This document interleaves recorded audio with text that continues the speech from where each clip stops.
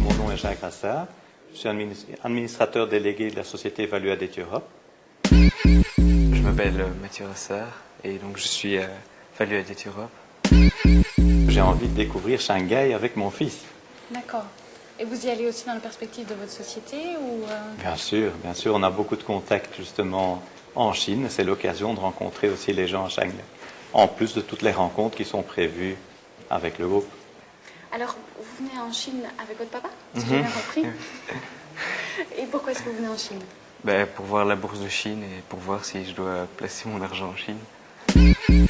Je suis réviseur d'entreprise. Le réviseur d'entreprise, donc c'est une personne, que ce soit un homme ou une dame, qui contrôle les sortes de sociétés.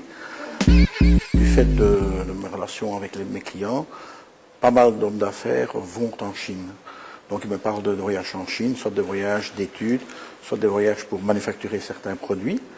Et c'est pour apprendre, pour pouvoir dialoguer avec eux, puisque bon, je n'ai jamais été en Chine. Je m'appelle Jacques Gigoux et je travaille dans une compagnie d'assurance qui s'appelle Fortis Insurance Belgium.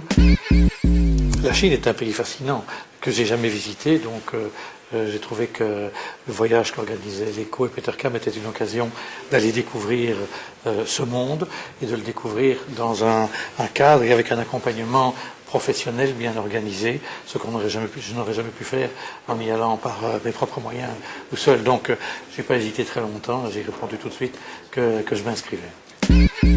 Écoutez, pour l'instant, je ne travaille qu'en tant que stagiaire et je termine donc mes études en commerce extérieur et donc je ne sais pas encore trop dans quel secteur j'aurai envie de me diriger.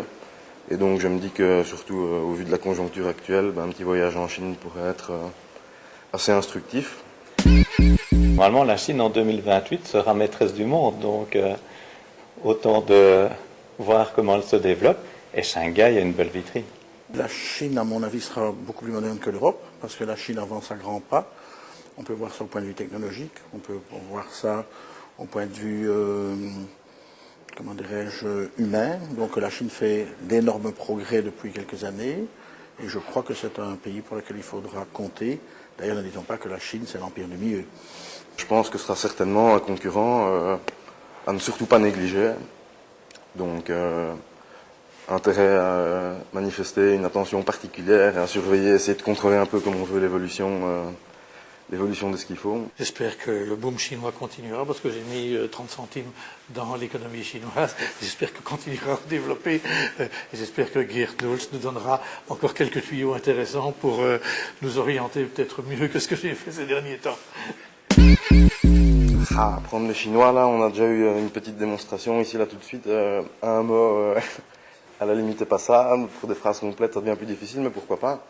Si c'est vraiment quelque chose qui permet de donner des débouchés intéressants, et tout semble porter à le démontrer. Donc voilà, peut-être que je vous parlerai en chinois d'ici quelques années.